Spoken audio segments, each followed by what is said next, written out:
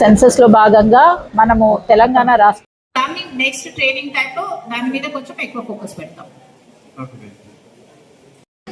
ఒక కామన్ గోడ ఉంటుంది రెండు ఇంటి మధ్య ఉంటుందా కదా, అలా అని ఒకటే బిల్డింగ్ అనడానికి లేదు. 1 బిల్డింగ్ నెంబర్స్ ఉన్నాయి.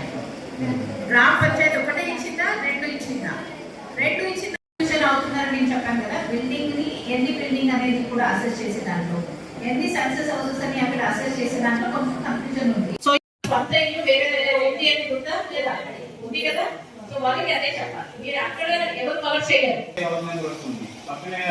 ఇంకొక రిపీట్లో మళ్ళీ అదే హౌస్ తీసుకుంటుంది. వాళ్ళు నా హౌస్ నాకుంది కదా, నేను ఇంట్లో ఉంటున్నారా లేదా? ఇంట్లో ఉంటున్నారు మేడం, కానీ అక్కడే రాయించుకుంటాం. అలా కాదు. ఇప్పుడు ఇంకొకటి ఉంటుంది ఏదంటే మదర్ ఫాదర్ ఇక్కడ ఉంటారు, అబ్బాయి అమ్మాయి బయట హైదరాబాద్ లో ఎక్కడో చదువుతుంటున్నారు. ఏ స్కీమ్ ఏ సంక్షేమ పథకానికి వీరికి లిక్కుంటారు అని. ఇప్పుడు ప్రీ టెస్ట్ లో మీరు ఏం చెప్పొచ్చు అంటే మెయిన్ సెన్సస్ జరుగుతుంది, అప్పుడు రాయించుకో అక్కడ పోయి. ఇప్పుడు ఇక్కడ ఉంటున్నావు కదా, ఇప్పుడు రాసుకో, ఏం ఫరక్ పడదు.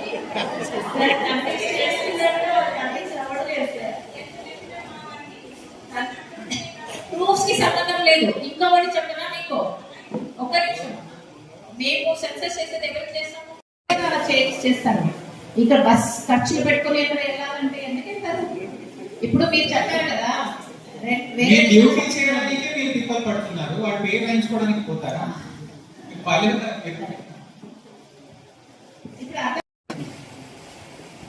ఓకే, ఇంకేదైనా ఉందా?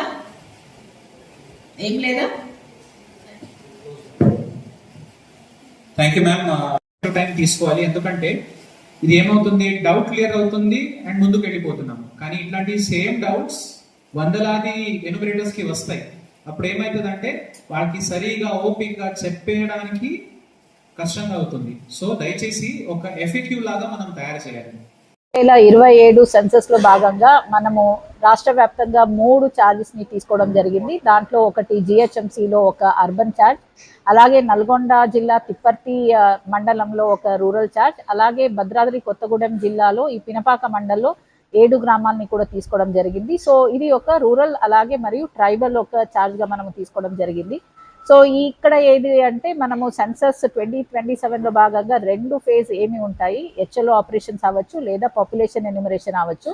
దాంట్లో మొదటి విడత కార్యక్రమం అది హెచ్ఎల్ఓలో ఒక ప్రీ టెస్ట్ చేస్తున్నాము. అంటే ఇది 27లో మనకి 100% డిజిటల్ రూపంలో జరగబోతుంది కాబట్టి, సో ఇక్కడ మనం డెవలప్ చేసిన యాప్స్ అనుకోవచ్చు, అలాగే మనం ఇచ్చిన ట్రైనింగ్ ప్రతి ఒక్క ప్రాసెస్ ఏముంది.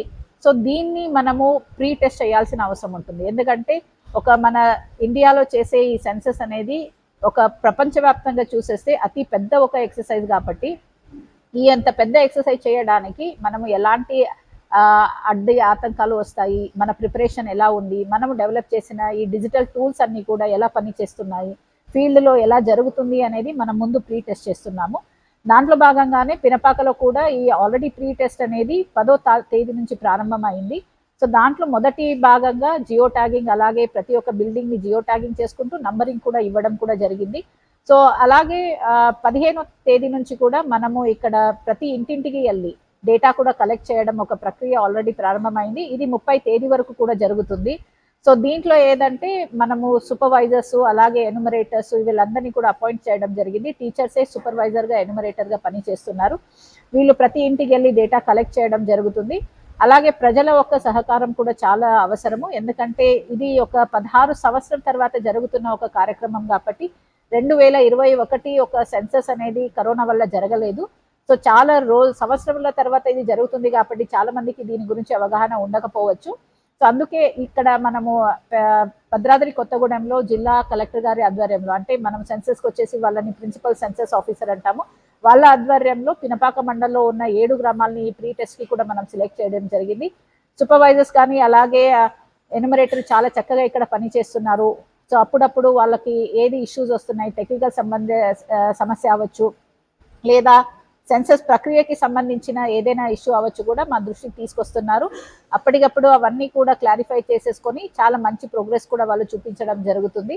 సో అలాగే ఇక్కడ ప్రాంత ప్రజల ఒక సహకారం కూడా చాలా ముఖ్యము. ప్రజలు కూడా వాళ్ళకి మంచిగా ఇవన్నీ కూడా సమాచారం ఇవ్వగలిగితే ఈ సమాచారం అంటే మనం యాక్చువల్గా మెయిన్ సెన్సస్ చేసే 2026 లేదా 2027లో మనం చేసే సెన్సస్లో కూడా ఇలాంటి సహకారమే చాలా ముఖ్యము. ఎందుకంటే మనం మంచి డేటా కలెక్ట్ చేసేస్తేనే రాష్ట్ర స్థాయిలో అనండి లేదా జాతీయ స్థాయిలో ఒక మంచి పాలసీ రావడానికి అవకాశం ఉంటుంది. అందుకే ఎన్యూమరేటర్ సూపర్వైజర్స్తో పాటు కూడా ప్రజల ఒక సహకారం చాలా ముఖ్యం. Thank you.